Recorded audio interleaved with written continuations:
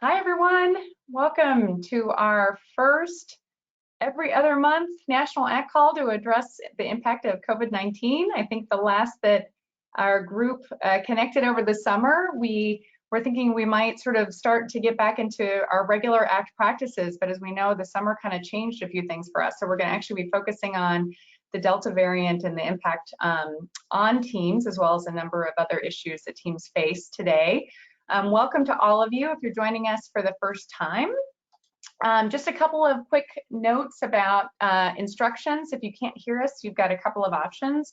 One is to just log out and log back in. Sometimes that does the trick. Or another option is to click the audio button on the panel and then select no audio and then select back to computer. And then if you want to speak to us, which we're going to be opening up for open mic at the very end, you can just raise your hand, wait for the presenter to unmute you, or type a question in the Q&A box, and that will help to facilitate some more ongoing discussion. We are hoping that we'll have some lively discussion today with a number of panelists and guest presenters today, and just also to hopefully have some time at the very end for the open mic time, just to ask a number of other questions that may be coming up within your ACT practice within your teams.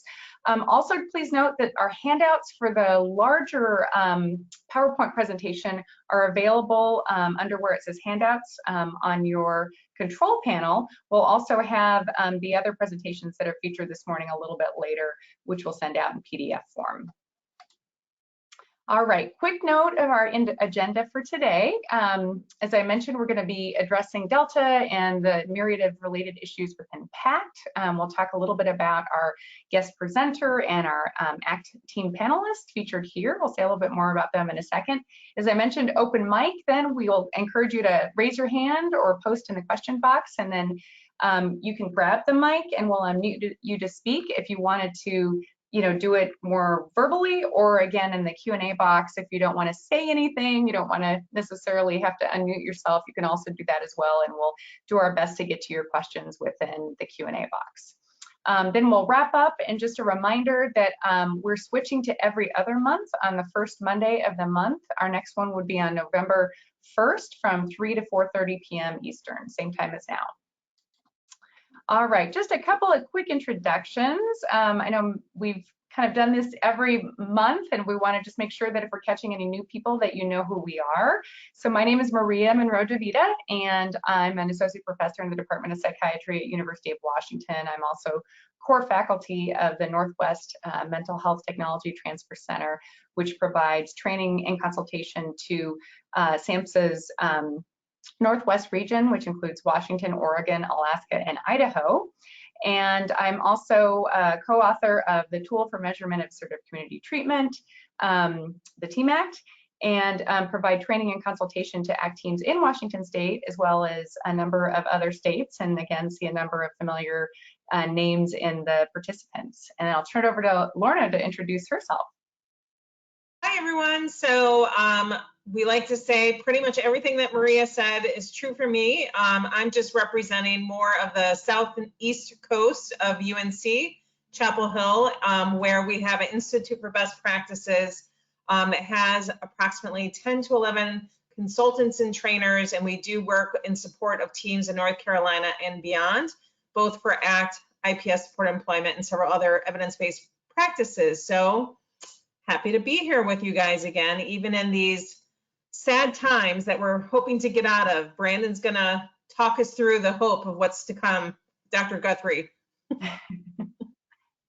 Exactly. So just a quick note, many of you who joined us kind of at the very beginning of March 2020 will recognize this slide. What we've typically done is, first of all, put kind of who's on the call right now from a number of other states. We've had a number of participants from ACT teams around the country, and you can see we've got it kind of color-coded based on the number of participants per state or region. A few international folks have been joining us as well. And then just a few short months ago in May, this is kind of what our country looked like in terms of COVID cases, with the darker, the red, the more concerning and the higher the rates of COVID. Unfortunately, this is where we are right now, but you can also see some variations within states as well, where there are some lighter colors in some states and then again darker. And you know, as I go through some of these other slides that we pulled from the New York Times, Dr. Guthrie can share more about the nuances in these data and put them more in context for us. Again, these were the vaccination rates with the darker green. The darker the green, the more vaccinations happening. And again, in May, we were just kind of getting started with vaccinations across the country. And now, as of today, you can see, you know, darker green in various parts of the country. But as you'll notice when we look at current hospitalizations, as well as the previous slide that had kind of the darker number of cases in each area, that there is some degree of, you know, correlation or consistency in areas that have lower vaccination rates, and then the darker red, both in terms of hospitalizations and you know, number of cases within their area. So we'll get into that. I think the last thing I just want to say about this slide and the others is that part of the reason that we've also put kind of the dots as in terms of where different teams are and who's participating on this call is in recognition of the fact that we've got quite a diversity of teams that represent different areas. And so over the last, 18 months or so, it's been helpful for us to kind of look at where some of the hotspots are, you know, as people raise questions in some areas where COVID cases were really high, you know, other teams can kind of learn from them in terms of what they've been able to encounter or pivot around their practices and vice versa. And we know it's kind of moved all over the country and over the time that we've experienced COVID.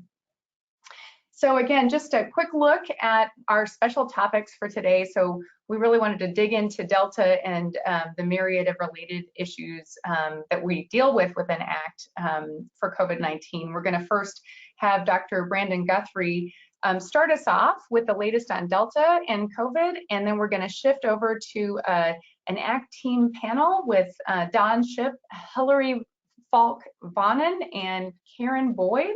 We'll give a little introduction to them here in a minute, but I first want to start us off by introducing Dr. Guthrie. Let's see, I've got his, there we go, your bio here.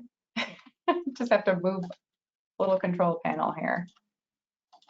Okay, so Dr. Brandon Guthrie is an epidemiologist and associate professor of global health and epidemiology at the University of Washington. His specific research interests focus on improving engagement and care among people living with HIV, but more recently, Dr. Guthrie was the co-editor of the COVID-19 Literature Situation Report, which is a daily digest with summaries of the most relevant articles related to the public health response to the COVID-19 pandemic. And so without further ado, I'm going to turn it over to you, Dr. Guthrie, and I will stop sharing my screen and you can start sharing yours. Great. Well, thank you for this opportunity to speak to your group. I really appreciate opportunities like this because you know, I spend a lot of my time talking to folks both at the sort of the state level in terms of making decisions about public health response, but also people who are working on the front lines, whether it be schools or as this group is, you know, working you know, in the community, providing really important services to the communities that they serve. And so while I'm talking here, let me share my screen. All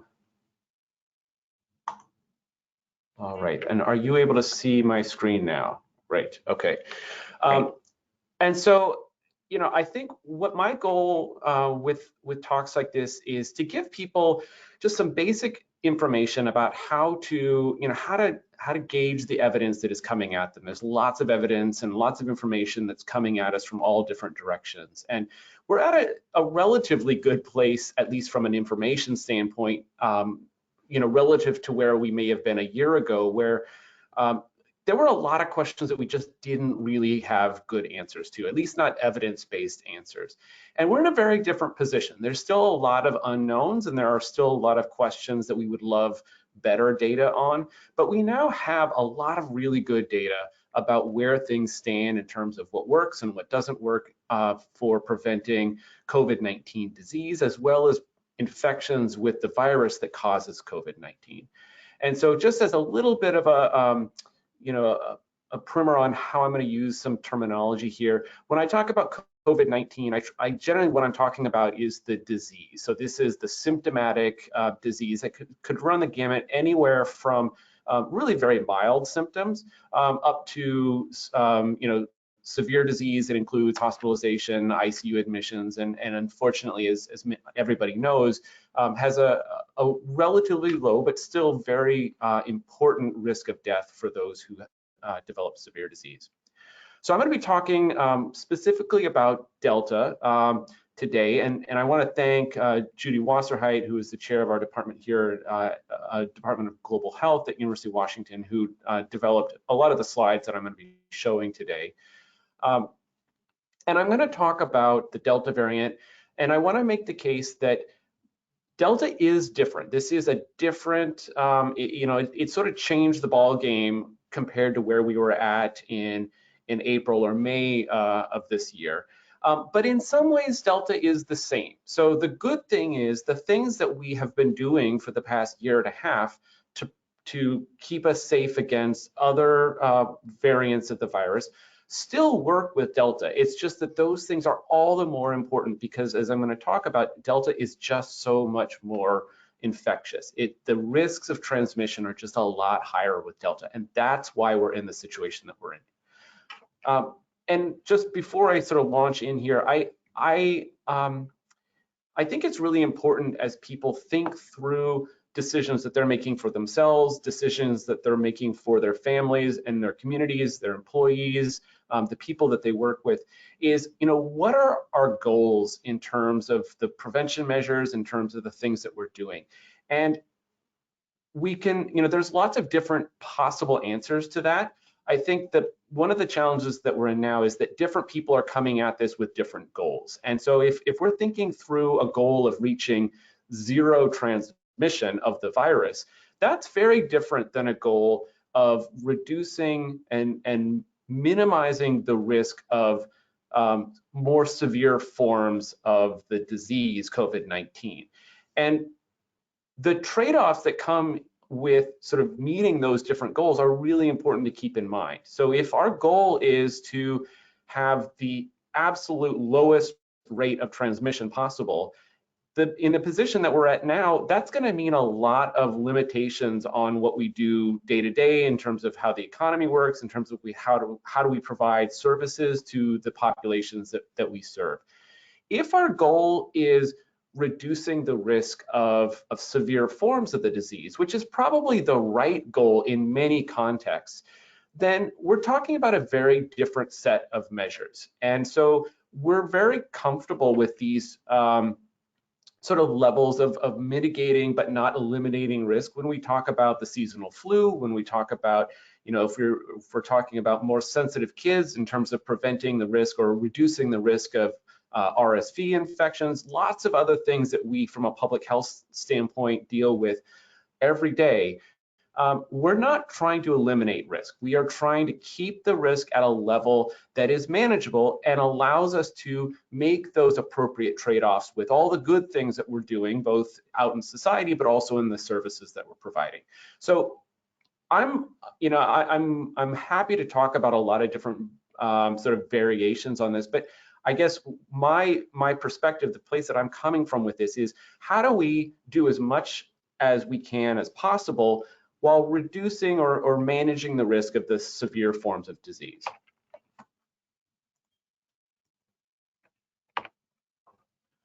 So I'm going to talk about a few different things today. I'm going to talk a bit about sort of what the Delta variant is and why it is different and why that matters. I'm going to talk a bit about vaccine effectiveness against the Delta variant in contrast to other variants. And I'm going to emphasize why it is so important that even vaccinated people keep using masks. I'll talk a little bit about some other measures that also maybe should be considered in terms of preventing transmissions, and a little bit about what things we probably don't need to think about. And then I'll hopefully leave some time for some questions. So just to give some data here, we can see this is what we call an epidemic curve of the COVID-19 and cases of the coronavirus infection. So on the left-hand side here is the count of cases of infections by day. And we see that we are well into the fifth wave of the surges in cases. And what we see is that when we look on the right-hand side at the rate of COVID-19 deaths, we see that while we are in the middle of one of the highest peaks in cases, we actually have a lower peak, still a very important peak, but a lower peak in terms of deaths. And one of the key reasons here is that the people, particularly people who are most susceptible to the severe forms of COVID-19, are, there's lots of people who are vaccinated. And this should be read as a really clear message that while we are struggling in terms of transmission of COVID-19 virus, we are seeing the real benefits of the level of vaccination that we have. It can certainly be better, and were we to have higher rates of vaccination, we would probably see the numbers of deaths be even lower. And I think that this graph that I pulled from the New York Times from last week really highlights this. So on the left-hand side, we see in blue the rates of cases of the COVID-19 virus over time in the 10 most vaccinated states. So these are the states with the largest proportion of their populations vaccinated. And on the right-hand side, we see reports. So these are in adults and children in terms of hospitalizations in the 10 least vaccinated states. And the really sharp difference between the high vaccinated and low vaccinated states, particularly among adults, but also among kids, again, really highlights the role of vaccination, both in slowing transmission as well as preventing hospitalization, the things that we really care about. So I want us to talk a little bit about what we know about the Delta variant, and particularly how it relates to other variants of the virus. The most important thing to remember with Delta is that there is just more there's more virus present when somebody is infected with the Delta variant compared to other versions. And this is true, unfortunately, both in vaccinated and unvaccinated people. They have what we call higher viral loads when they become infected. And so this is different than what we see in other variants of the virus. And why this is important is because the level of virus in somebody's, particularly in their respiratory system, is the most important factor in determining whether they are going to transmit the virus to other people around them. So among unvaccinated people with Delta, they are roughly twice as likely, they infect about twice as many people. So this is what we refer to as the reproductive number. So with other variants, on average, somebody who is infected will infect 2.5 other people. And this compares to about 5 other people with the Delta variant. And so this is the big reason why Delta is causing problems now. Another thing that is different about Delta is that people become infectious earlier. So upon infection, the time from the point where somebody becomes infected until they have enough virus that they can transmit to other people is a lot shorter, maybe half the incubation period. And so that means that the generation time, the time from somebody getting infected to then subsequently infecting other people, is shorter, which kind of ramps up the rate at which the infection can move through a population. We still don't fully understand this, but it's also is looking like infections with Delta, at least in unvaccinated individuals, are a bit more likely to result in hospitalizations. And this is across multiple studies. We still don't have really clear evidence on this, and the level, how much increased risk somebody is at with Delta compared to other variants is not entirely clear. But it does appear that in addition to being more infectious, there is also a somewhat higher risk of having a more severe form of the disease. Now, what are the implications for vaccination, particularly in terms of viral load? Unfortunately, as I mentioned, unlike other viral variants, people who are vaccinated and then subsequently become infected, these are what we call breakthrough infections. Unfortunately, the vaccinated and the unvaccinated people who become infected with Delta have similar viral loads. And so this likely means that people who are vaccinated and become infected, possibly even if they don't have symptoms, are at a higher likelihood of transmitting to others around them compared to other viral variants. Now, there's things that we still don't have clear answers for when we're talking about Delta. We don't know the true duration of infectiousness with Delta versus other viral variants. I think we probably are getting more information about that, but exactly how long somebody needs to be isolated after they become infected with Delta is still not a fully settled question. And how much more infectious vaccinated people with Delta are versus vaccinated people with other variants. So how likely is somebody who is vaccinated and has a breakthrough infection, how likely are they to transmit to other individuals? We know that with other variants, those people with breakthrough infections are at lower risk of transmitting to somebody else. That may not be the case, at least to the same degree with the Delta variant.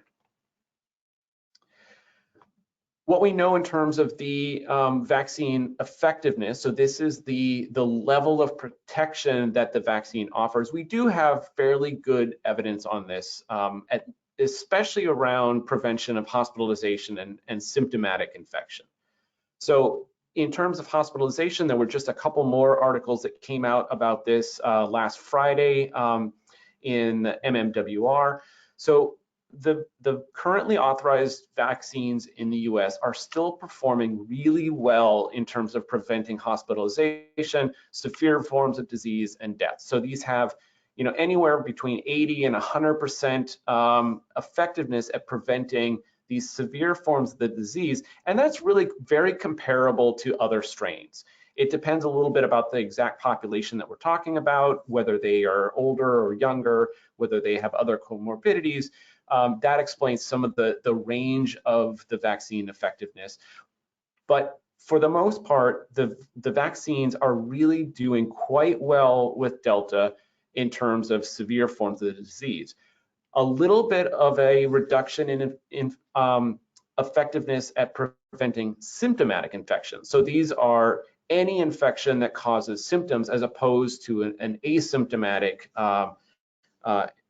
infection. So symptomatic infections also quite good protection. So anywhere between 87 or so and 88% effective at preventing symptomatic, any symptomatic infection. And again, a little bit lower, but very similar to what we see with other variants.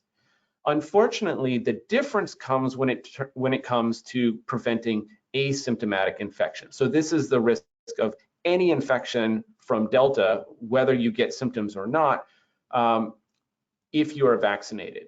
And it appears that the protection against any infection may be down, reduced to as low as 66% or so. Again, these are probably the weakest data in terms of what we have, because measuring asymptomatic infection is a lot harder than measuring symptomatic infections. But this does seem to be quite a large reduction relative to what we see for other variants, where preventing infection is upwards of 90% effective. So this is really important when it comes to preventing secondary transmission from somebody who is infected, may have a completely asymptomatic infection, but they do have some risk of transmitting the infection either to other infected individuals, or even more importantly, to unvaccinated individuals or to vaccinated folks. And again, we still don't have perfect information about the duration of protection against Delta or other variants. This is clearly one of the reasons why there's a lot of discussion going on right now about booster shots. So we will likely see a lot more get a lot more information about boosters. I think when boosters become available, especially to people who are either at higher risk of having more severe forms of the disease, or who, because of their sort of role in the community, are at higher risk of coming in contact with the virus, should consider getting a booster if and when it becomes recommended. I wanted to talk a little bit about sort of what it is that we mean when we talk about vaccine efficacy or effectiveness. And the reason why I think this is so important is that we've seen a lot of concern coming out that as we have seen waves of Delta coming up, we see a lot more cases of people who have been vaccinated. And so the concern is, well, does that mean that the vaccine isn't working? And the truth is that the vaccine is working. The problem is that the baseline level of risk is just higher now than it used to be. And I wanted to illustrate this with just sort of a simple diagram here. So on the left-hand side is a hypothetical scenario where, let's say we have an unvaccinated population where sort of the baseline level of risk is about 10%. So 10% of the people in the population, if they are unvaccinated, would end up getting infected with the virus. And this was, now let's say we have a vaccine that has an efficacy of 85% to prevent infections. So then in the same conditions, so assuming that vaccinated people were doing exactly the same things and exactly exposed to the same risks as the unvaccinated people, we would expect that instead of 10 people getting COVID, we would have about 1.5 people getting COVID, right? So this is what 85% vaccine efficacy looks like when we have a 10% risk of infection. Now, let's change the game here and say that rather than a 10% risk of infection among our unvaccinated population, now we've got a 30% risk of infection, 3 times higher risk of infection. So this maybe is what we would be looking at in the context of the Delta variant versus other earlier variants. And this may be because of the infectiousness of the virus itself. It may be because people are doing more activities, they're mixing more, they are going out in public, they're not wearing masks. Lots of things could contribute to this higher level of overall or baseline risk. Now we take that same vaccine, same level of effectiveness, but now we have, rather than 1.5 people getting infected among those who are vaccinated, now we would expect to see about 4.5 people getting infected. And so this isn't because the vaccine is less effective, it's just because there's just a higher overall risk. And so I think that as people think about their own level of risk, get vaccinated, but also the more that you can do to just lessen your baseline risk, the lower your chances of experiencing a breakthrough infection are. So I just wanted to sort of drive this point home to talk about why it is so important that people continue to wear masks even if they are vaccinated. So right now, upwards of 90% of all infections across the country are caused by the Delta variant. Delta is more infectious, so that means that if you are either exposed to the virus, you have a higher risk of becoming infected, and if you yourself are infected, you have a higher risk of transmitting to other people. So when we talk about masks, masks are really important both to prevent you from getting infected, but actually the more important piece, the more important role of the mask is to prevent you from transmitting to other people if you become infected and hopefully unknowingly are out in public and can spread the virus. We want to reduce the chances that you can then cough or spread the virus to people around you. As I mentioned, vaccination does not reduce the level of shedding, so it's just much more important that we have a layer of protection both for the person who is potentially transmitting as well as other people who could get infected for this higher level of virus that may be in the environment. And so these are the reasons why the CDC recommends that everyone, including those who are vaccinated, wear masks in indoor places, particularly in areas with substantial or high levels of transmission going on. And right now, that is actually most of the United States. Other things that work in addition to vaccines and masks, sort of minimizing large indoor gatherings when possible. There is a role in some settings for screening tests. This can help to identify cases of infection early and reduce the risk of secondary spread. Making sure that you are in places that have adequate ventilation that has been shown to reduce the risk of transmission. But I want to emphasize this does not mean that you necessarily need to do expensive HVAC renovations in order to improve your ventilation. There are lots of much simpler things that can be done to get many of the benefits of improved ventilation, whether that be opening windows or putting just simple in-room air purifiers. Again, it may not be as good as a full-on renovation, but it can significantly improve the ventilation in many settings. And doing things like contact tracing and source investigations to slow, to minimize the risk that somebody who becomes infected transmits the infection to other contacts.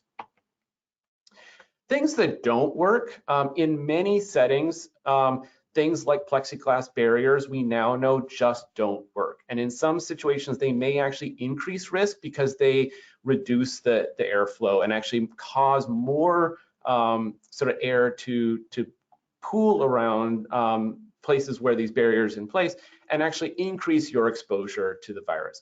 There are special situations like intake areas or things like that where you have the potential to have some benefit from plexiglass barriers, but those are really sort of specialized cases, and decisions about using barriers should be done in consultation with environmental health experts who can help walk through sort of when these barriers would be beneficial and when they are at best a waste of money and at worst may actually increase risk. And things like hand washing and basic environmental cleaning, great things. These are good things to do in general, but really deep, heavy cleaning, really frequent hand washing, these are not likely to have a significant benefit. And it may actually stop you from doing the more important thing. So we now know that COVID is really not predominantly spread through contact with surfaces and things like that. It really is overwhelmingly an airborne or sort of close, relatively close contact particulate spread. And so things that prevent airborne transmission are beneficial. Things that prevent surface transmission are really should be a much lower priority. Top line takeaways, as I mentioned, Delta is different, mostly because of the higher level of virus present in those who are infected and therefore the higher risk of transmission. The good news is that vaccines still work to prevent death and more severe disease. But unfortunately, we are clearly well into the fifth wave with a highly transmissible form of the virus. And so this is why it's just so important that we know that high levels of vaccination and mask use, ideally used in combination, are really an essential component to prevent the spread of Delta and to prevent the rise of potentially new variants that can extend the epidemic even longer. So with that, I will stop, and if there's time now, we can take questions or I can hang around for later. Thank you. Wonderful. Really appreciate the updates and the top line takeaways. Any questions from folks? You can either put them into the Q&A box or you can raise your hand and then we'll unmute you, and you just have to make sure that you're unmuted on your side as well. I have one. We have questions. Yeah, Lorna, go ahead. So I'm a follower of Michael Mina on Twitter, who's an epidemiologist, I think, at Harvard, and he is always talking about the importance of getting rapid testing out there, which I think the United Kingdom went all in on, and they send home packets of free rapid testing to have in the households. Do you think that that's a tool that we're overlooking, that we should be having access to rapid testing? I think it's really context dependent. So, and this is where things like modeling are so important, because one of the things that was found when there was a lot of asymptomatic screening done in now a lot of this is pre-Delta, but when there was a high level of sort of weekly screening in, for example, in schools, I believe this is in New York City, they found incredibly low rates of case, of test positivity.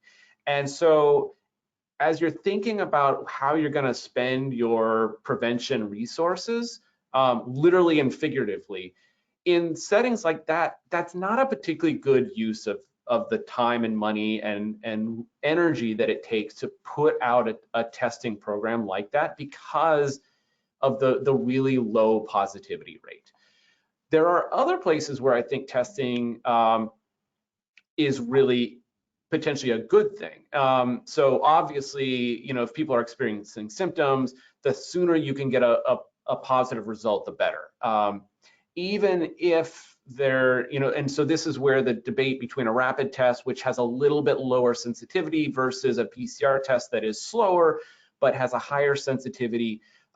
We always are talking about the trade-offs between positive and negative predictive value, and what is the consequence of a false positive and a false negative test. So I think there's not a simple answer of yes, rapid tests are good, or no, rapid tests are not good. I think it is context dependent. I think it is important to remember that a negative rapid test does not necessarily mean that you're negative, and so that's why not using it as a license to go out and do risky things is really important. Recognizing that this is actually much more of a surveillance tool than it is a definitive diagnostic tool.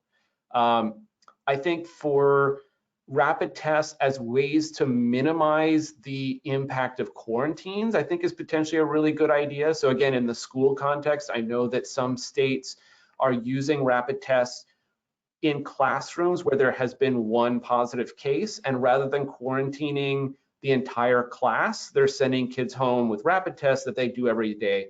So that's a much more targeted thing. So rather than testing the entire school, they just test kids in the classroom or that have been exposed, and it's for a really discrete period of time. So the idea here is to minimize the amount of disruption as a result that results from quarantine.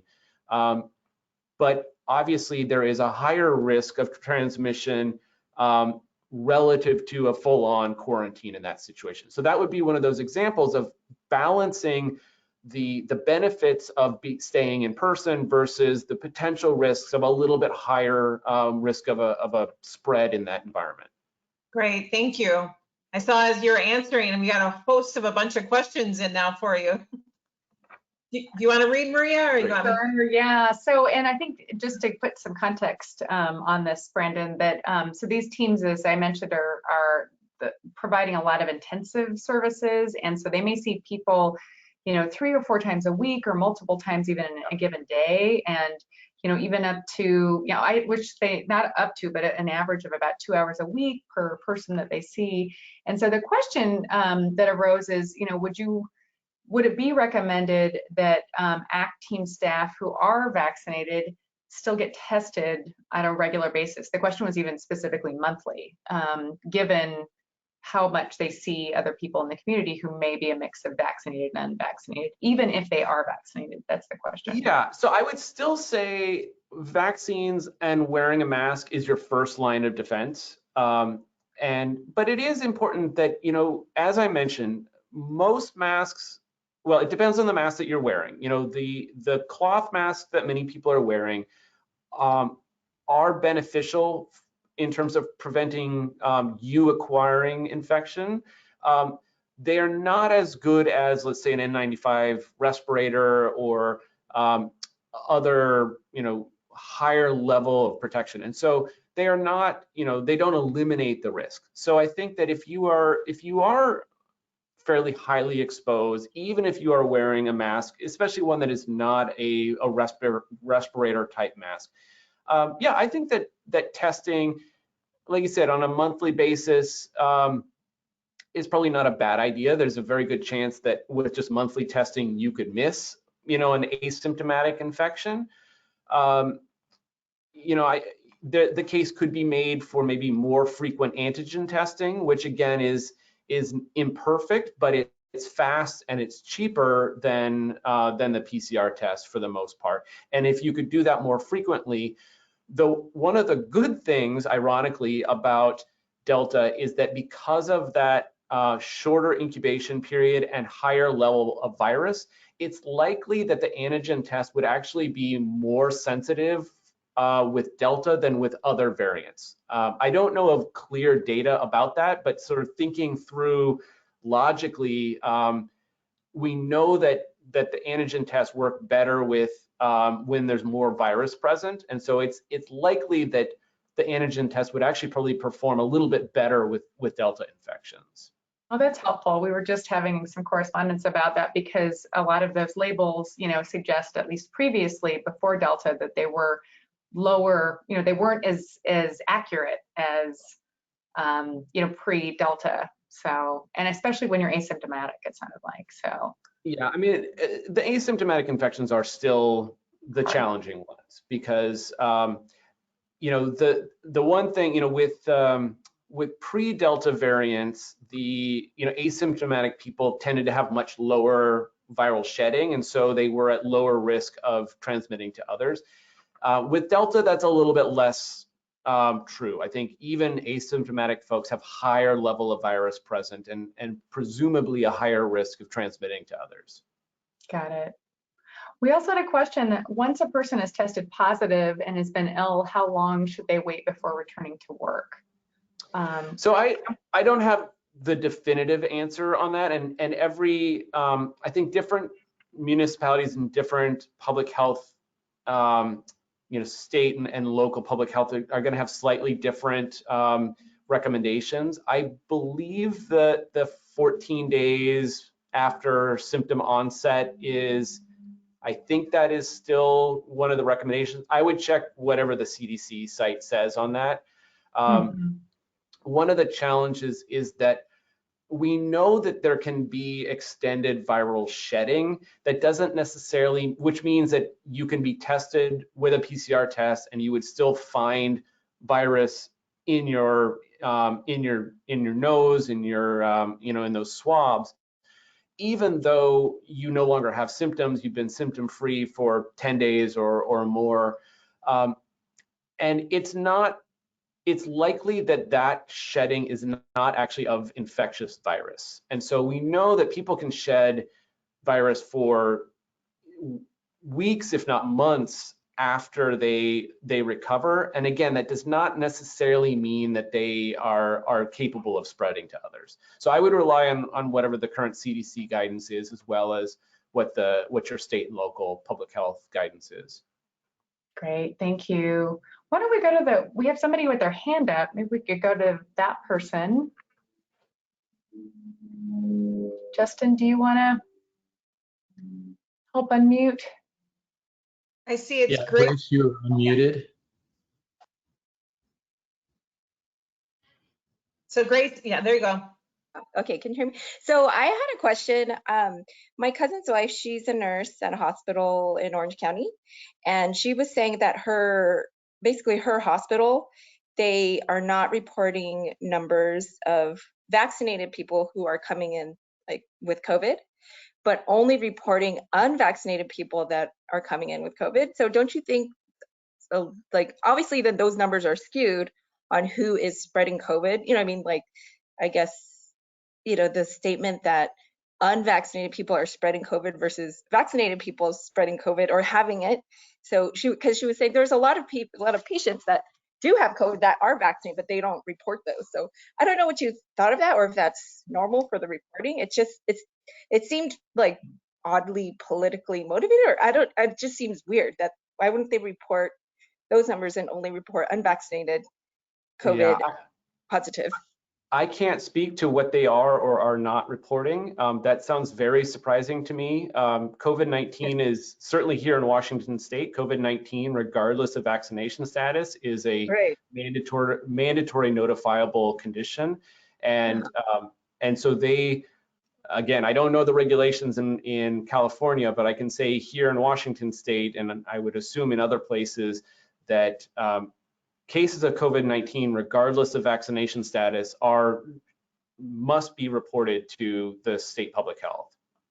Right, and another like kind of oddity, I guess, what I thought was odd was that she thought it was odd, like that you know, her hospital, when they report someone has COVID, or death from COVID, they would get more money, so that like whatever kind of deaths were happening, a lot of them were represented as COVID. I mean, she didn't think it was maybe accurate, but then they're reporting, you know, like death by COVID because they're getting money from the government for each death. And I didn't really know that at that point. When she told me, I was like, what? So I don't know, like, you know, like other stories of like people are inflating their numbers so that they could get money. But I guess she was I don't know if it was like 36,000 per patient that dies from COVID or something. I was like, oh my God, it just seemed kind of crazy to me. Well, I think it's very important to be very careful about secondhand stories. And so I can't comment at all about this. I think right. I mean, I'm just commenting because it's not secondhand. She was an actual nurse at that hospital. So it's not, you know, it's not just like, oh, I heard a random story on the internet somewhere. It's, you know, it's actual information. But I just wanted to bring that up if you guys had heard anything about that. But it was just very odd. I didn't know if you guys had, you know, like as far as like the reporting numbers and then like the getting paid, like that sounded crazy. But in any case, I had heard that. I did previously hear that like you know, stories of that randomly online, but I was like, that sounds crazy. And then like confirming it from her, and it's not like a small private rinky-dink hospital. I mean, it is not like a huge national hospital, but it was just surprising. Yeah, I think that I've heard that circulated as well. I think that the counterpoints to consider for her to consider is just, which I know that she's working in the system, is just that whatever money could be potentially even gained is lost because we have a medical system that is basically on the breaking point, and you're losing staff because the ICU beds have been taken over. So I think it's trying to weigh it against all the other data that's in our face, showing that we are stress testing our whole medical system right now because we have no ICU beds. They're transforming other parts of units to be an extension of the ICU. So it's just kind of like that data kind of counters like some of that earlier circulating narrative. I can guarantee you that no hospitals are making money off of COVID. Right.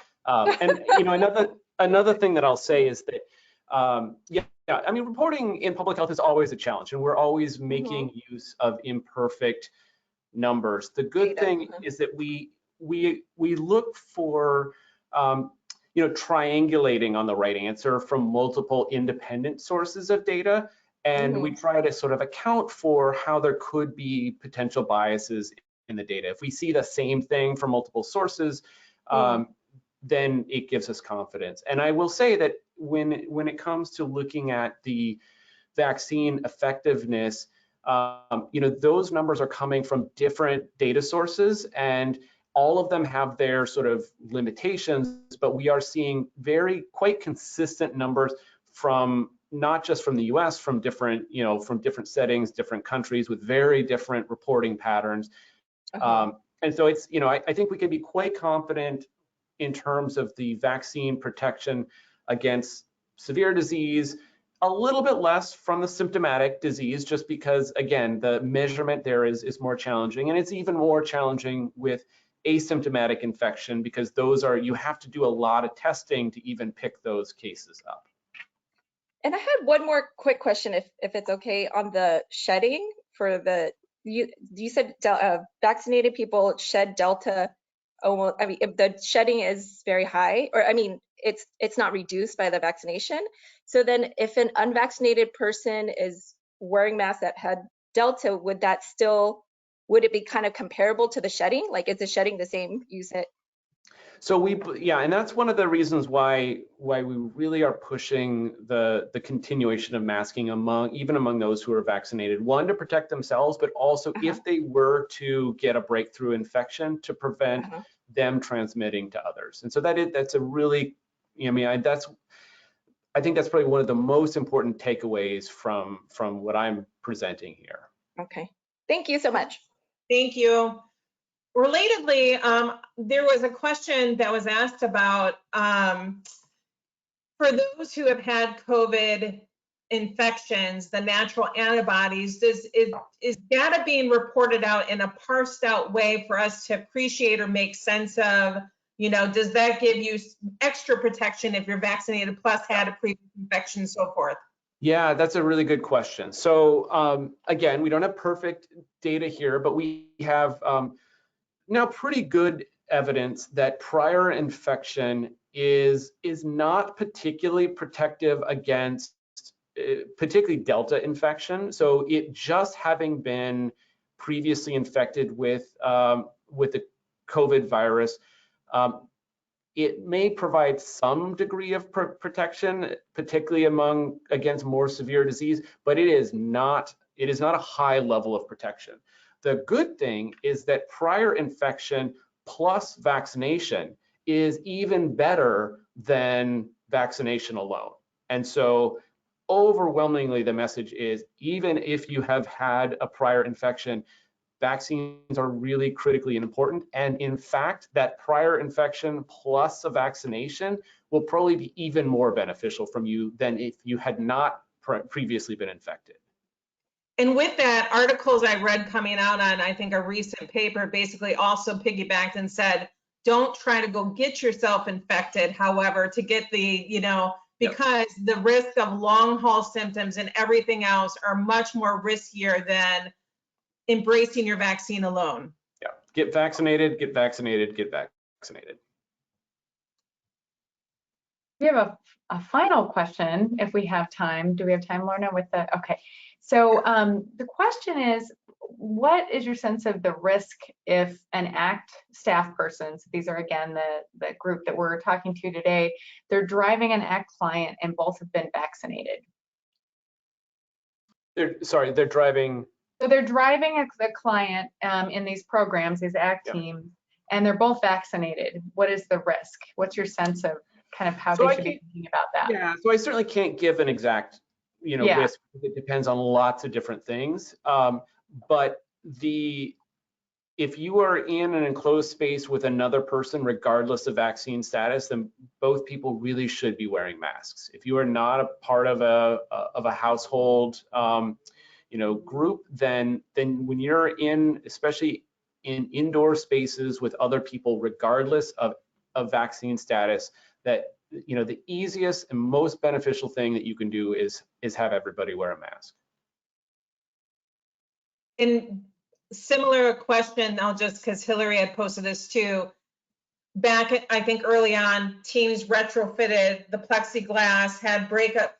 Now it seems like masking up, windows open, high ventilation in the car would be probably the better route from what was being shared. Yeah, I mean, if you had a car that literally had a barrier front and back, that would, you know, yes, that would probably work. But that would be like one of those special cases that I was talking about, where you literally could use the plexiglass as a full barrier without much spread at all between.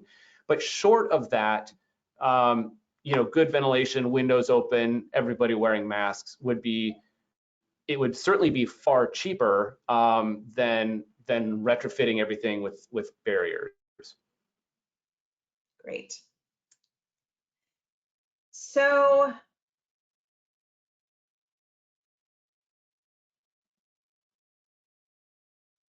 I don't know if this last one we're able to answer with Maria. I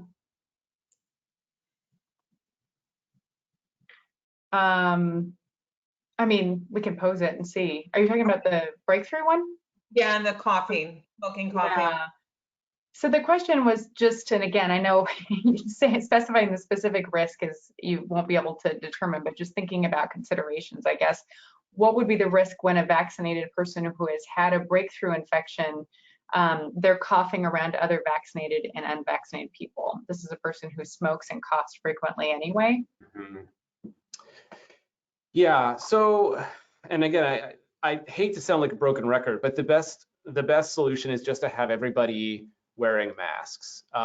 because, you know, we know we have very well documented chains of transmission entirely among vaccinated people with Delta, and then we did not see this pre-Delta. So,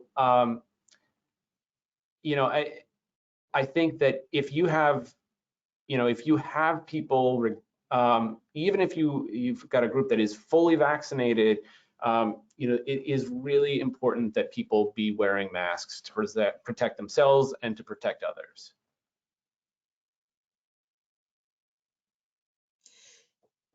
Do you have a recommended source that speaks to the research studies that show how masks do intend protect? Because sometimes we hear that that's a question that's coming up, is doubting that. What's a go-to source you think for that?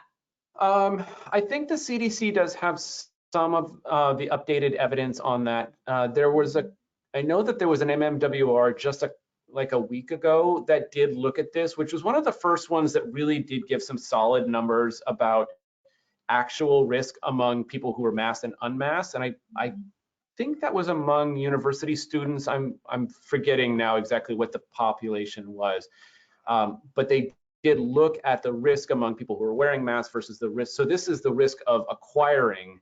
That's where a lot of the debate has been about whether non-medical grade masks actually prevent against acquisition. And it is true that much of the evidence is still relatively indirect. It's mostly looking at settings where masks were used and comparing them to settings where masks were not used. And there's lots of challenges there because there are potentially and likely other things that were also different about those settings.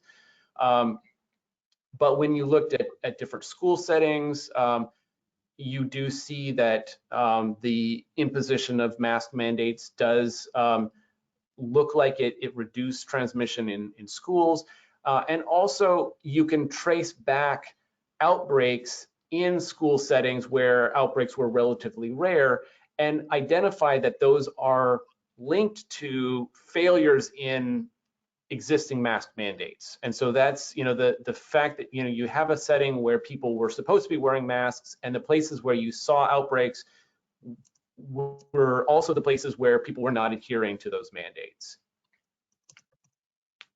Okay. But unfortunately, we just don't, and it would be almost impossible to conduct like a randomized trial of the effectiveness of masks because it's both impractical and in many cases would be unethical to actually do a study to definitively answer that. Yeah. I shared with you guys a link to a neat table I just pulled up that cites tons of resources, but I'm not going to share until more educated people look at it. But it came from the Kentucky's governor, and it's a pretty impressive table of sources speaking to the value of masks and the research behind it. We do have a hand up if we want to ask one more question. Yeah, I think the last one, and then we're going to move to our panel discussion.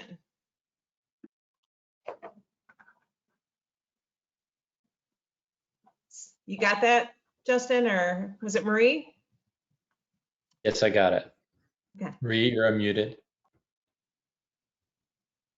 Oh, maybe it was unintentional. Okay.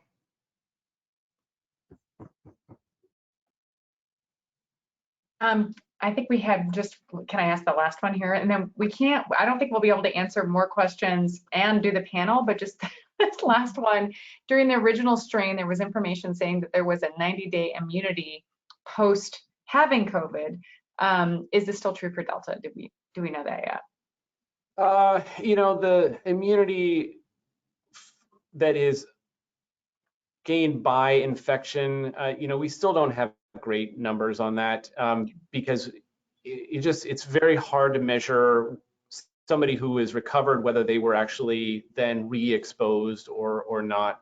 So, you know, we don't have definitive data on that. I think that there's probably no reason to think that protection against reinfection, at least soon after infection, would be substantially different for Delta versus other strains.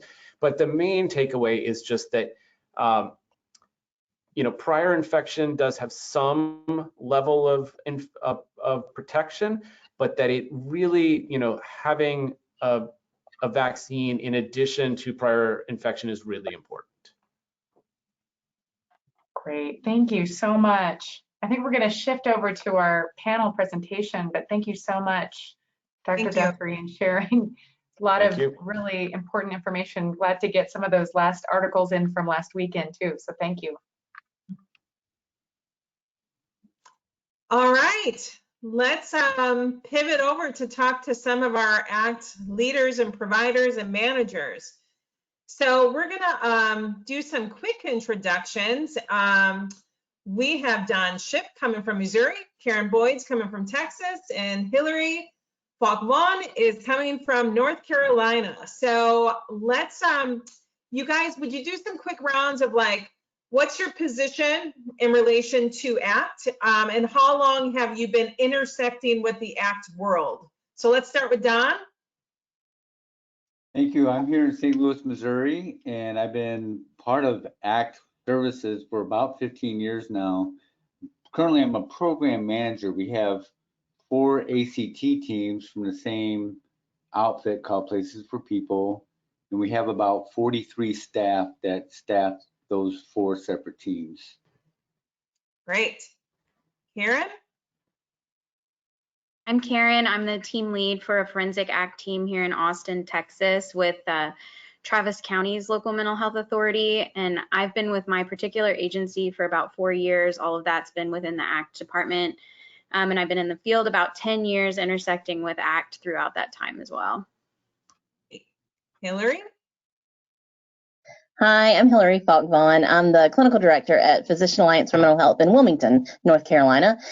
We have 2 large ACT teams with a company that has an array of services for the adult mental health population. And I have been directly in the ACT world for about 12 years, intersecting for about 15. Great. All right, we're going to launch right in here. These guys, these are not curveballs. They got to see a little bit of what we're going to be asking ahead of time. If you have these data, approximately what % of the ACT clients served by your ACT teams do you think are fully vaccinated? We have 350 clients that are on our boards and that we know of. About 30% of them are fully vaccinated. That number was a lot harder for us to get to, as some of our folks have private folks that they see. The clinics that we offered and took people to, we can say for sure, and then what's reported. So 30% is the best number we can get. Got it. How about you, Karen? Did you guys have that? We don't have any specific data around that. I would say the majority of our clients with our team are vaccinated. We didn't really experience any hurdles in getting people vaccinated, other than, some trepidation about just not having much education around it, or fears, past medical trauma, fear of needles, those kinds of standard issues that you see with people in just kind of any kind of vaccination, any kind of shot.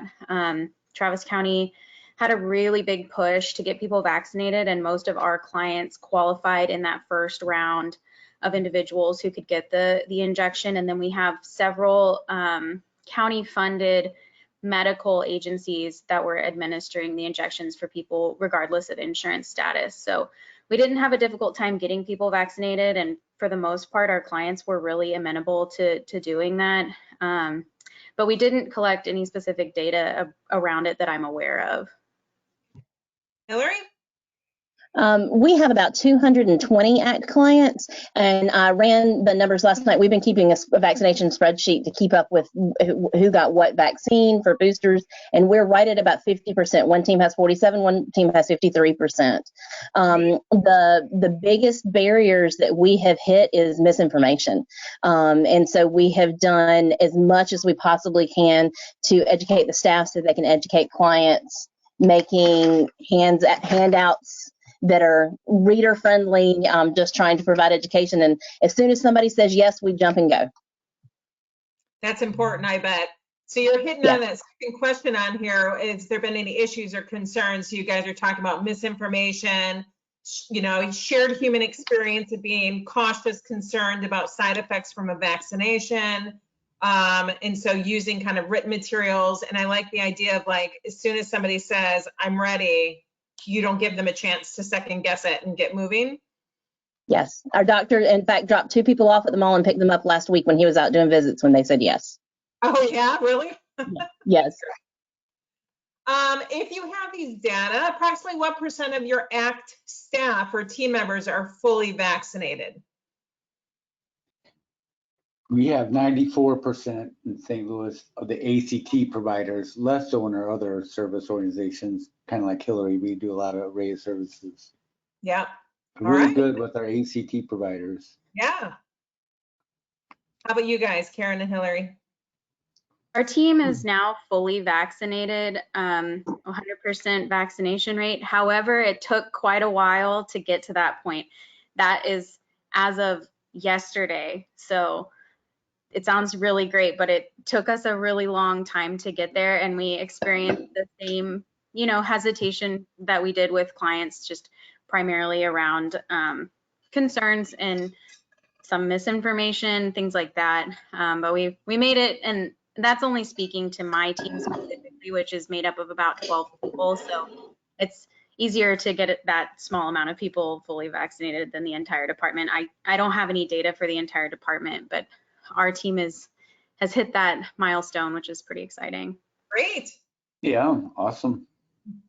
We have 87% vaccination rate for both of our large ACT teams. And so we have just a couple of folks on each team that are not currently vaccinated. So one question I added in here is, how do you even come to know this? Because there's been debate in this group about like, are you allowed to ask this? Should it be expected that this is going to be shared? So how do you guys come to know this? We actually, we started out by just asking everybody if they got vaccinated to please send it to HR so that it could be kept in their record for our personnel files. And then our policies, as we have progressed along the COVID train, has really indicated who is and who is not by happenstance, because we had a period of time where folks who were vaccinated were allowed to be without unmasked indoors when we had some low transmission rates, but folks who were unvaccinated continued to wear masks. So that was kind of a telltale. Because I have somebody in my family with cancer, still continue to wear mine, so it wasn't 100% tell, but it was pretty consistent that way. Our first initial push to get people vaccinated was through our agency, and so all the scheduling went through us. So I would say about 85% of our staff utilized that avenue to get vaccinated. And this was in December of 2020. So it was like we were the first round of people eligible to get vaccinated in Travis County, along with some other medical agencies. And so all of that initially had to go through us. And then we kind of just ended up knowing vicariously, because staff would have to ask for time off to get vaccinated, and they usually wanted to do it during work. And so we ended up knowing, or they would take off the following day saying, I'm experiencing some side effects from getting the shot. So we didn't ask. We had some new staff coming in who mentioned it without us asking. There wasn't any real opaqueness around people not wanting to be transparent with us about their vaccination status. But yeah, it was a pretty easy process for acquiring that information. So this cuts into this next question around, we, as we had a pre-meeting, talked about, and we know from this group has raised these concerns too, is this strain of wanting to support staff and increase vaccination, but being concerned about having people choose to leave if they feel like they're being mandated or pressed too hard. And then if you have people leaving, that creates stress for the team. So you're trying to respect choice, but also weighing all the pros and cons of supporting that choice if it amounts to several people being unvaccinated.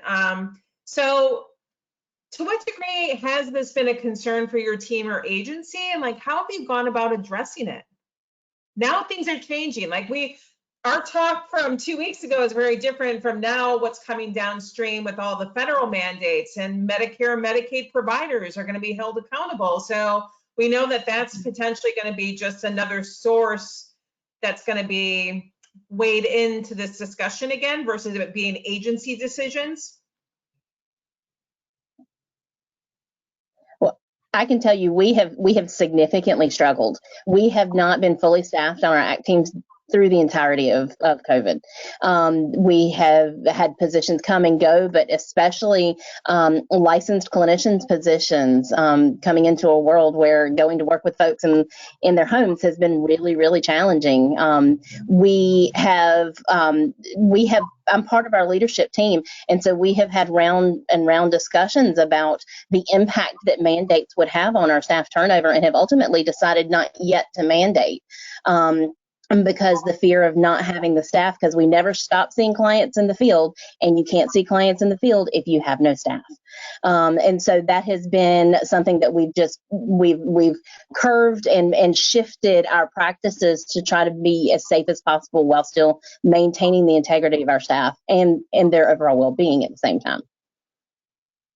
We've also experienced a really high rate of turnover, particularly in the times of transition, like when we moved from community-based work to virtual work. We had several people kind of fall off at that point. And then again, when we transitioned from virtual back to community-based work, I haven't heard any specific feedback about, vaccination status in relation to whether or not people stick with our team.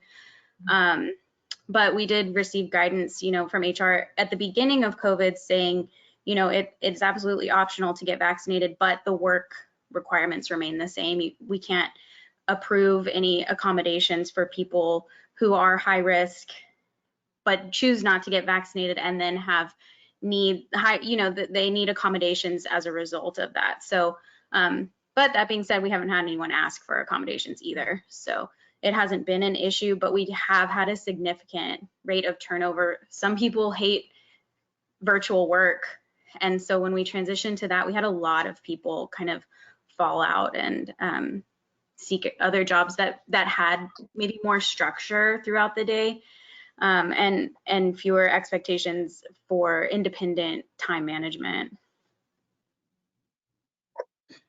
Yeah, for us it was like we lost a couple people going to virtual, and then we were afraid we're going to lose a lot more people when we said, oh no, it's time to come back to work.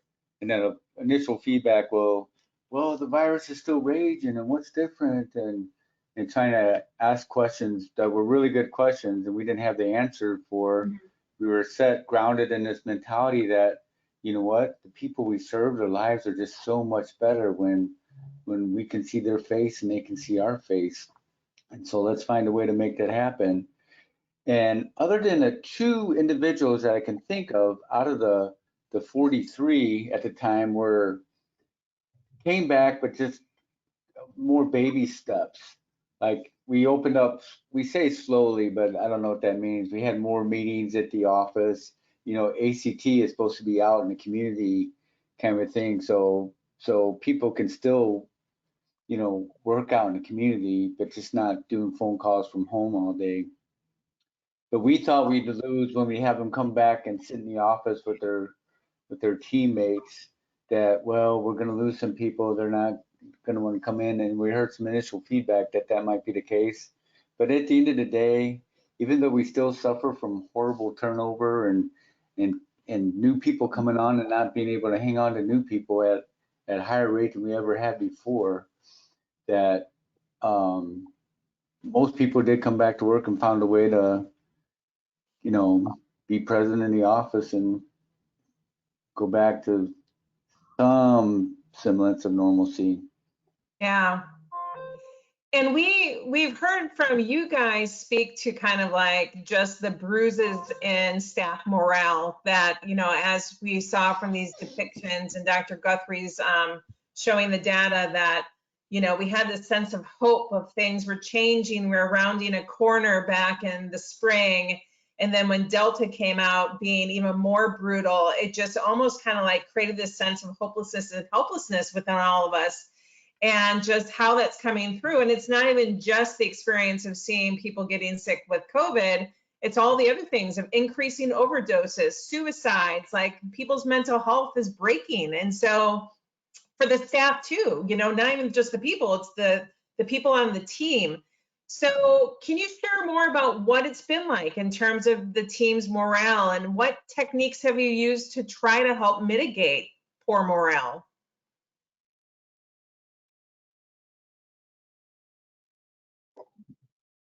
I will always talk first. I think bruised is a really, really good way to describe it. We have started really using the term overstressed, because people talk about overworked, and the work which we can try to manage. We can manage hours, we can manage things like that, but it's so much harder to manage stress from a managerial standpoint.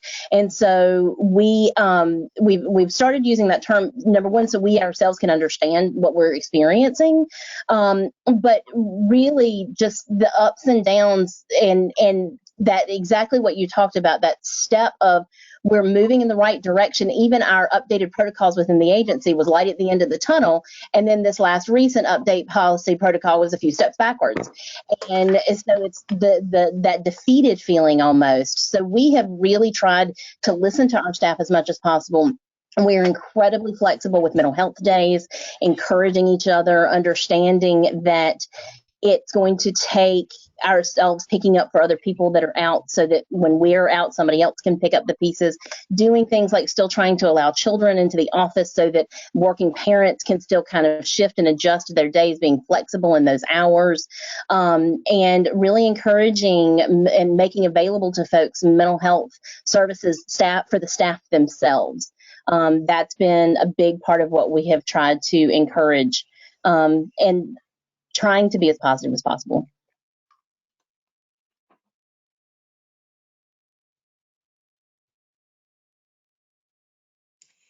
So I like the idea of what you had shared, Hillary, around, you know, it's one thing to support mental health days, but I think you had shared in our previous conversation, like if somebody's texting, calling the night before saying, I really need a day off, like the automatic response is yes. Yes. Yes. I'm not questioning it. I'm not going to judge it. I'm just giving it. So I can imagine that goes a long way. And it really is telling people it's the freedom to say, I need a mental health day. And they don't have to say, and I want you to go to, we live at the beach, so I want you to go to the beach. I want you to do those things that are good for you and healthy for you. And it's been especially tough. I think the week before we had our meeting, we had 4 clients and 1 staff all test positive for COVID in the same week. And unfortunately, one of those clients passed away over Labor Day weekend due to COVID. And the staff that is out is on her 3rd week of being out from the symptoms. And so it's really, when people say we have short staffed, we've been going all these places and doing all these things, that yes, whatever you need is within our capability, we'll do. What important lessons have you guys learned going through this past 18 months and riding 5 waves, with the most recent one showing up to be one of the worst? Like take home lessons?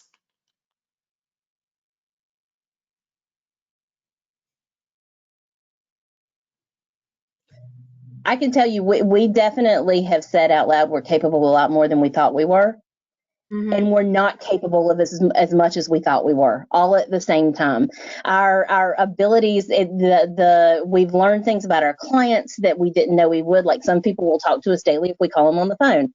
But other things that we think we can achieve all of this, and if we actually narrow down and try to say, but I only have time for this, what we can actually accomplish is really great if we think about it differently. I like that.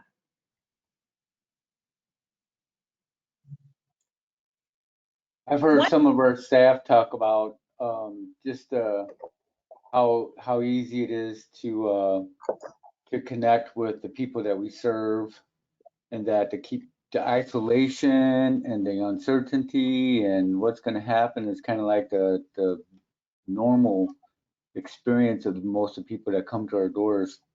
And then through the COVID experience, just kind of going in there, well, what's happening? What are we going to do? How are we going to do it? And just that isolation and kind of thing. So it seems like it's been a nice set button for some of us in our reflected times in the meetings. Folks will take time out to share that kind of that meaningfulness part of their life and their job. Mm-hmm. Yeah, I think we also learned how important the type of work that we do is, especially in seeing how much clients struggled when we weren't in the field, and how much they struggled when there weren't any other community resources available to them in person. Mm-hmm. Things that they used to really enjoy doing, like volunteering or going to this thing that we have called Austin Clubhouse, you know, just like you were saying, the isolation piece, and then also how important it is that we be seeing our clients as well. So I think, you know, we did struggle a lot with morale, but there was some clarity around the importance of our work, and how each intervention does have a purpose and does have meaning, even if it feels repetitive or it feels like, you know, a drop in the bucket during a pandemic. We did actually make a difference in, and the work that we do is impactful for our clients. Right. And that we're needed, like that these teams are needed, these types of supports are needed. So that was a positive takeaway from what we experienced. There were other not as positive ones, but I won't share those. Yeah, and that's kind of queuing Karen up first. She shared some data around, you know, they looked at when they had pivoted into doing virtual work, like comparing the contacts, the nature of the contacts, that frequency went up for the most part, but the duration went much shorter. So people overall, those contact lengths were much shorter compared to when you had that face-to-face encounter. So basically double the time, more than double the time when you had a chance to be face-to-face. And it got, you know, I know that we all have been talking the past year and a half about, you know, really trying to weigh staff safety, and especially when there was so much changing information in that first 6 months, and you're trying to figure out, like, what are we supposed to do? Are we washing our hands? Are we not touching it? Remember all the not touching your faces things that are going out there? So, like, we're all trying to figure out what to do and allay all the anxiety the best we could. But, you know, reasonably, a lot of teams had to go virtual because they were trying to figure out, how do we manage the risk here? And what is the risk?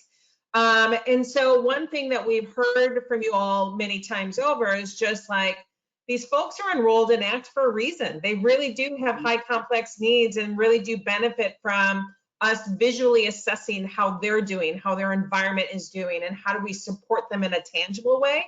But also for stories where there were people who really took to the phone contacts, and really, like, that was a strategic engagement tool to help serve them. So trying to find, like, how to balance that. And additional data that Karen had shared with us is just showing kind of like the length of these contacts is that first row, and how many contacts do they have that were 14 minutes or less.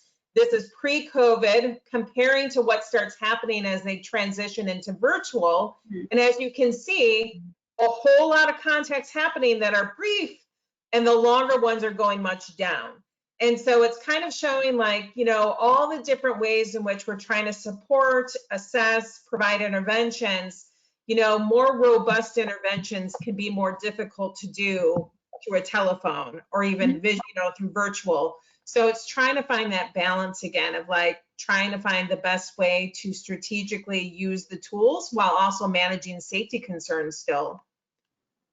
Yeah, that's absolutely right. And we also noticed that our clients who were more stable were more able to engage virtually or over the telephone, but the greater the acuity of the presentation, the less the client was able to engage in these, you know, non-in-person interventions. And so the people who are really needing us to engage with them for long periods of time don't necessarily have the wherewithal in that moment to stay on the phone while you're asking questions, things like that. And there was a divide in, we saw that virtual, like, telemedicine contacts were effective, and those visits were longer, but the clients we had that were able to engage in virtual contacts meaning had the resources to do so, were also those clients who were more stable and who had more financial resources or more housing resources at their disposal. So there is, you know, there's a big difference in who's able to receive those types of services when it comes to acuity and resource availability. And, you know, we can do our best to mitigate those differences. We tried getting iPads for people and things like that. But if you're homeless, or if you're, you know, if you're experiencing homelessness, the likelihood of you being able to hold on to an iPad for a prolonged period of time is pretty low through no fault of your own, but, and it could make you a target. So those in-person contacts were really valuable.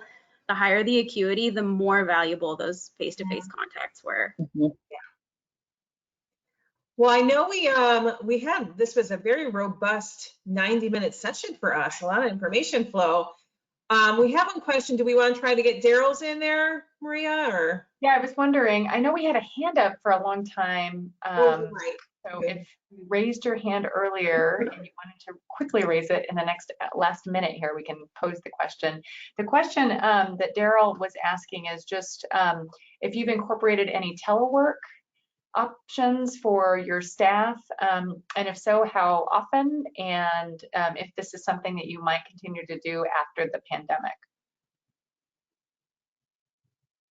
And by So telework, I think working, you know, from home and not necessarily going out or, you know, that kind of thing. our prescribers are fully virtual, but it requires that one of our case management staff be in person with the client to facilitate the virtual visit. So right now, the only people that we have doing fully virtual routes are the prescribers, and that actually was structured before COVID.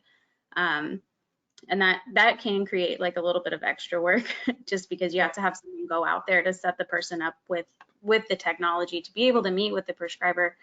So we have that option, and then we've been really flexible with people, like if they're feeling sick or if they have tested for positive, then we'll try to create as much work for them to do from home as possible, including calling clients or setting up appointments, things like that.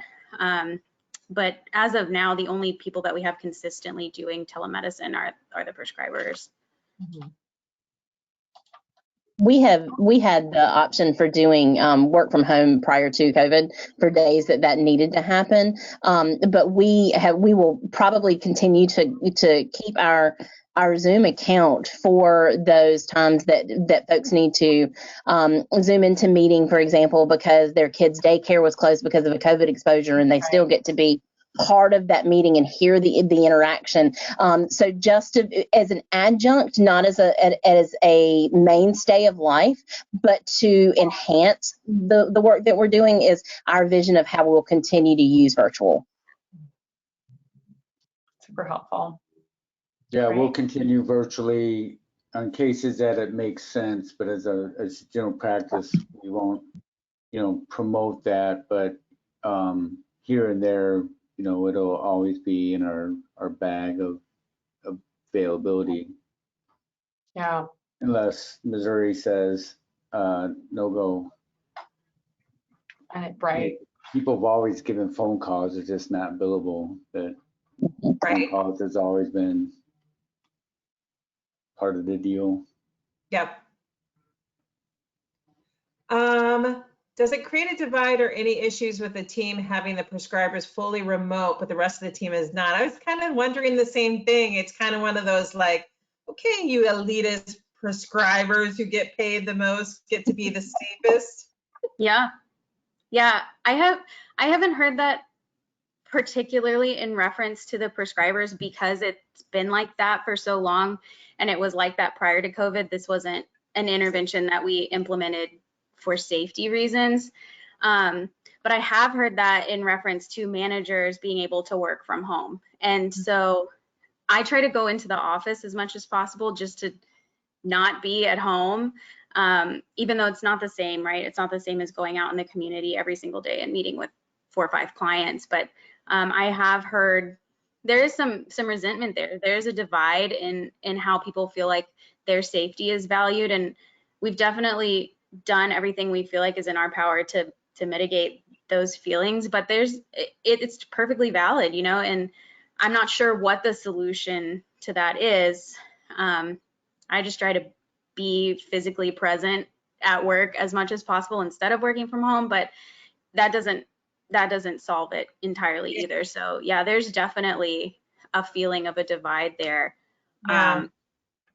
I think there's, you know, I think the thing that comes up often in these discussions is the nature of ACT and how it was designed and why it was designed the way it was. That has not changed. This population's needs has not changed. It's only gotten worse in a lot of ways. Their needs have only grown in terms of like, sure, we're going to find you housing, but there's nothing affordable and available out there for you. So I think that, you know, the essence of ACT always was this idea around be in their natural settings, assess, engage, connect in natural settings was always true for the whole team. So, you know, I think it's, you know, a thing to always be kind of like reflecting on and wondering like, what are we losing if we make the decision to operate this way with psychiatric care providers never going in the community and seeing people, even pre-COVID? So, but I also know that their time oftentimes is the most precious. And so you're trying to reduce the travel time and all of that because you have what you're having and you're trying to make sure that you have that time allocated to direct care too. Yeah, absolutely. Yeah, Lorna, so not only the clients with that prescriber in the field face-to-face with the client, but also having a prescriber around the table with the other clinicians that ambiance that is made with, you got an individual that's really the clinical director of the team, directing the clinical care of the team in the same room with all the care providers. In my experience, has just been, okay, this is what we're doing. Now having this, it might as well be a private prescriber that'll call in, but we don't have that real time of where we're driving the client home from that event and really solidifying, you know, the game plan. And the game plan is just so distant with the prescriber not being embedded in the team in a very real way. Yeah. And with our turnover and new staff, some of them don't know what the prescriber looks like. Yeah. And we share, so we have 4 teams in our ACT department and we share 2 prescribers. So they attend team meetings once a week, but we don't have like consistent access to that person every single day of the week either. So that also kind of throws off the dynamic a little bit. You know, she's not our prescriber, she's not our anything, you know, we share her and then sometimes her attention is focused on other teams, which is totally appropriate. But yeah, there's a divide and it's not. Yeah, so you got short shrift in the psych care provider time a little bit probably. Like I think this is not uncommon that we see this with a lot of teams because they're the more expensive staff to have on the team, and there's a workforce shortage that creates a lot of problems to accessing and embedding. But you know, I think that, you know, the essence of that care coordination is what I'm hearing Don talk about is like, there is so much value in the work when we're all sharing, talking, brainstorming, planning together, and that space is there for all of the perspectives, constantly sharing and coming up with ideas. And sometimes that gets lost when we don't have that robust staffing. And we've seen it virtually with the daily team meetings. I don't think the level of conversations and exchanges happen through those virtual daily team meetings than we see when you guys are physically together having conversations. They're also not as cordial and not as friendly, I've noticed. This isn't in reference to prescribers specifically, but like it is a lot easier to be sort of closed off and distant and cold in a virtual meeting than it is when you're like kind of joking around and talking with these coworkers that you've had for years. So I miss that aspect of the clinical case staffings and the team meetings that used to be in person. Yep. Well, thank you guys. Maria had to jump off to get on another call, so she didn't mean to just disappear on us, but we ran a little long, but this was such a robust conversation with so many different perspectives of input. So sorry we don't have time for open mic. We'll save more open mic for you in November, but I want to show you what's coming up when we get back together. So just a reminder, we meet every other month now. We'll get back together November 1st. We are going to have Dr. Piper Meyer-Kalos, who's going to be coming and talking about using adaptive cognitive strategies within ACT. So she's a wealth of knowledge on tons of topics with first episode, EIMR, cognitive strategies. So she's going to focus the topic on this. So be sure to meet us then. And then the evaluation, we'll make sure we get a link sent around to please fill out the evaluation. And that's a place we carefully review if you have ideas for what topics you'd like to see in the future. We're always looking to you guys to give us those needs out there. So thank you guys again. Thanks for hanging along for those of you still on. Bye. Bye. Bye.